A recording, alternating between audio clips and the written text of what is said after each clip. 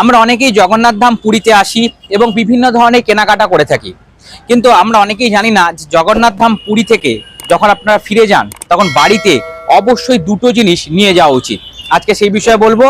জগন্নাথ ধাম পুরীতে যখন আপনারা আসবেন তখন অবশ্যই জগন্নাথ ধাম পুরী থেকে এইরকম দুটো প্যাকেট দেখতে পাচ্ছেন আমার হাতে আছে, এগুলোকে বলে নির্মাল্য। এর মধ্যে মহাপ্রসাদকে শুকনো আকারে ঢুকিয়ে দেওয়া হয়।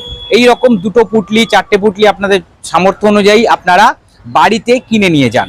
বন্ধুরা, এই পুটলি আপনারা বাড়ির রান্নাঘরে একটা পরিষ্কার স্থানে, পবিত্র স্থানে যদি রেখে দেন, তাহলে বাড়িতে কোনোদিন আর্থিক অনটন আসবে না, কোনোদিন খাদ্য অভাব হবে না, বাড়িতে রোগ জ্বালাও কম থাকবে। আর এর ভেতরে যে মহাপ্রসাদ আছে শুকনো আকারে, সেটি যদি আপনারা সকালবেলা প্রত্যেক দিন একটা করে খেতে থাকেন, তাহলে জগন্নাথ দেবের বিশেষ কৃপা আশীর্বাদ আপনাদের উপরে আসবে। যারা একাদশী পালন করেন তারা দ্বাদশী তিথিতে যখন পালন করছেন তখন এই নির্মাল্য একটা করে মুখে দিয়ে পালন করুন, একাদশী উপবাস ভঙ্গ করুন, বিশেষ শ্রী বিষ্ণুর কৃপা আশীর্বাদ লাভ হবে। বন্ধুরা, এর সাথে সাথেই আপনাদের বাড়িতে কোনো পবিত্র তিথিতে যখন ভোগ রান্না হয় তখন আপনারা এই নির্মাল্য থেকে কিছুটা মিশিয়ে দিতে পারেন, তাহলে কোনোদিনও বলা হয় তার শেষ হয়ে যাবে না বা তার যে প্রসাদটি সেটা কম পড়বে না।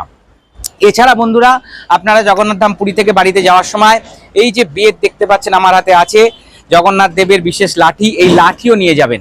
এটি বাড়িতে রাখলে বাস্তুদোষ নিবারণ হয়, বাড়িতে বাস্তুদোষের কুপ্রভাব কমে, নজর, টোটকা ইত্যাদি ক্রিয়া আপনাদের বাস্তুতে আসবে না, বাস্তু সুরক্ষিত থাকবে।